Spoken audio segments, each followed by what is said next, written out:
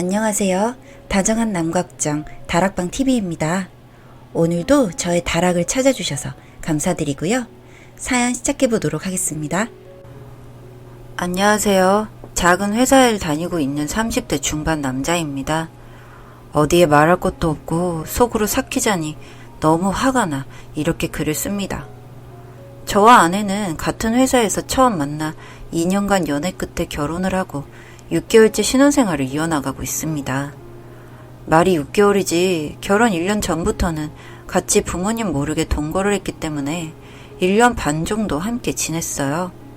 같은 회사에서 만나 항상 말도 별로 없고 회사에서 있는 듯 없는 듯 지내던 아내였는데 자기가 하는 일에서만큼은 정말 열정적으로 일하는 모습에 반해 제가 먼저 고백하여 만나게 되었습니다. 아무튼 부족하지만 모자란 것 없이 신혼생활을 시작했고 결혼하면서부터 아내가 일을 그만두어 취미생활도 시작하면서 지내니 하루하루가 별탈 없이 행복했었습니다. 그러다 지난주에 아내가 잔뜩 긴장을 하며 굳은 얼굴로 제게 할 말이 있다고 하더군요. 굳은 얼굴 표정을 보니 분명 무슨 큰일이 있는 건가 싶어서 편하게 말을 해보라고 하니 아내가 사실 1년 전부터 다른 남자와 바람이 났었다고 합니다. 처음 한 번, 두 번 정도 만났었는데 그 이후부터는 자기와 아내의 관계를 제게 이르겠다고 협박을 하며 아내를 때리기도 하고 강제로 일을 치르기도 했다며 말하더군요. 10분간 그 이야기를 가만히 들으면서 저는 아무 말도 아내에게 하지 못했습니다. 화가 나는 감정보다는 이게 진짜인가 싶은 생각이 먼저 들더군요. 이야기를 마친 아내가 눈물을 뚝뚝 흘리면서 바닥만 보길래 저는 그냥 집에서 나와 아파트 화단에 쭈그려 앉아 담배만 피다가 그제서야 실감이 나면서 저도 눈물이 나더라고요. 가을 새벽 공기라 추웠을 텐데도 그땐 추운 줄도 모르고 1시간을 그렇게 울다가 집으로 올라와 잠들었습니다. 그날 오전에는 이런저런 온갖 생각들 때문에 업무를 하나도 보지 못했습니다. 이대로 앉아있으면 우라통이 터질 것 같아 회사에는 몸이 좋지 못하다고 핑계를 대어 반차를 쓰고 아내의 이야기를 더 듣기로 했습니다. 집에서는 아무래도 편하게 말하지 못할 것 같아 아파트 단지 내 놀이터에서 서로 마주 앉아 무슨 일이 있었던 건지 그리고 왜 지금 와서 그런 이야기를 하는지 물었습니다. 아내가 말하기로는 1년 전쯤 저와 결혼 소식을 전한다고 회사 부서에 청첩장을 돌리던 날 같은 여직원들과 저녁을 먹기로 해 퇴근 후에 다 같이 모여서 놀았다고 합니다. 저녁도 먹고 술도 먹고 그렇게 시간이 늦어지니 대부분은 집으로 가고 몇몇만 남았는데 그 무리 중에 한 명이 남성이 나오는 그런 주점에 갔다고 하더군요. 거기서 술도 많이 마셨겠다. 시간은 늦었고 호땡돔 한 명이랑 같이 밤을 보냈다고 했는데 어떻게 자기도 미쳤는지 그렇게 나 몰래 외도를 한 게 설레이기도 하고 그 순간만큼은 다시 생각이 나더랍니다. 그래서 한 번을 더 만났는데 그때 아내가 결혼 예정이라는 걸 그 호땡 놈이 알게 되어 제게 그 사실을 알리겠다 협박해 수시로 아내에게 관계를 요구하기도 하고 최근에는 금전 요구와 폭행까지 일삼았다고 합니다. 더 이상 일방적인 요구에 지친 아내는 제게 솔직히 말하고 이 상황에서 벗어나고 싶어 말을 했다고 했습니다. 이야기를 듣고 보니 손목이랑 어깨에 멍자국이 있었는데 집안일을 하며 넘어졌다고 둘러대던 아내의 모습이 생각났습니다.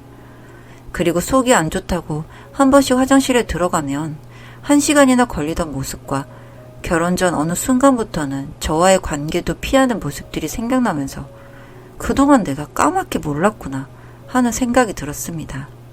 동시에 바보같이도 내게 말하기까지 많이 힘들어했을 아내가 안쓰럽기도 하고 다시 생각해보면 저 몰래 다른 남자와 뒹구는 아내의 모습이 생각나 어쩔 줄을 모르겠더라고요. 일단 머릿속으로 그 상간남부터 어떻게 조져야 할지부터 생각해보고 아내는 이 다음 태도를 보고 어떻게 할지 결정하기로 했습니다. 먼저 아파트 관리실로 찾아가 주차장 입출차 내역에서 상간남의 차량 번호를 조회해봤습니다. 결혼 3개월 전부터 들어와 살았으니 올 연초부터의 기록을 봤더니 세상에나 A4 용지로 5페이지가 넘어갑니다. 어떤 날은 하루에 오전과 오후 2번을 들어온 날도 있었고 아내가 심지어 그 상간남 차량을 등록까지 해두어서 제 집 드나들듯 다녀갔더군요. 입차한 시간에 주차장 CCTV까지 조회해서 그 상간남 얼굴이 찍히게 사진도 찍었습니다. 곧바로 그 상간남 번호로 전화를 했더니 젊은 목소리의 남자가 받더군요. 누구누구의 남편인데 혹시 땡땡 맞냐니까 다짜고짜 바쁘다면서 문자로 하자더군요. 아내에게 이야기 다 듣고 연락하는 거니 피하지 말고 만나자고 해서 그 다음날 저녁에 만났습니다. 만나기 전에 녹음비부터 챙겨갔고요. 막상 만나보니 이 상간남도 멍청한 게 바로 미안하다면서 본인과 아내가 바람을 피운 걸 바로 인정하더군요. 그 짓거리까지 한 걸 인정하는 것까지 모두 녹음을 했습니다. 얼굴 마주보며 이야기하면 말도 안 나올 것 같고 주먹부터 날아갈 것 같았는데 오히려 더 차분해지더라고요. 주변에서 들은 이야기대로 서로 부적절한 관계임을 알면서도 계속 이어나갔다는 것에 초점을 맞춰 대답을 유도하고 모조리 다 녹음을 했습니다. 집으로 돌아와서는 친구들부터 싹 빼서 혹시나 여기에 그 상간남 DNA라도 남아있을까봐 비닐로 싸서 증거물로 제 차에 바로 옮겨 실었고요. 연차를 쓰고 법률사무소에 가서 위 증거들을 보여주니 변호사님도 이건 확실한 거라 하셔서 주거 침입 및 상간 등 할 수 있는 모든 소송을 진행하기 위해 상담을 받고 상간남에게 통보를 했습니다. 내가 반드시 너 콩밥 먹인다고 으름장을 놓았더니 방금 전까지도 취하해달라는 문자가 왔네요. 아내는 그날 이후로 친정으로 갔습니다. 연락도 없더군요. 그러다 얼마 전에 문자가 와서 보니 그래서 이제 어떻게 할 건데? 이렇게 간단하게 왔더라고요. 더 이상 상간남 문제로 시달릴 일도 없을 테고 저도 한동안 그놈 신세 조지는 것만 생각하다 보니 아내는 제가 용서해주는 줄 알았나 봅니다. 그 상간남도 상간남이지만은 아내도 시간이 갈수록 같이 얼굴을 마주보며 살 자신이 없었습니다. 제가 없는 집에서 그놈과 뒹굴고 심지어 결혼식 전에 아내가 먼저 계약한 집에 먼저 들어가 살았는데 저도 아직 못 들어간 신혼집에서 그 짓을 했겠거니 생각하니 앞으로 이 사람과 얼굴을 마주하며 살 수가 없겠더라고요. 그래서 바로 처가에 전화했습니다. 아내가 바람이 나서 같이 살 수가 없다고. 결혼식 올린 지 아직 얼마 되지도 않았는데 이런 말씀 드리는 게 너무 힘들지만 그래도 전 저 사람도 용서하며 살 자신이 없다고 말씀드렸습니다. 그러자 장인어른께서 할 말이 있다고 잠깐 와보라고 하시더라고요. 그런데 통화를 하면서 이 이야기를 드리는 동안 놀라시지도 않더군요.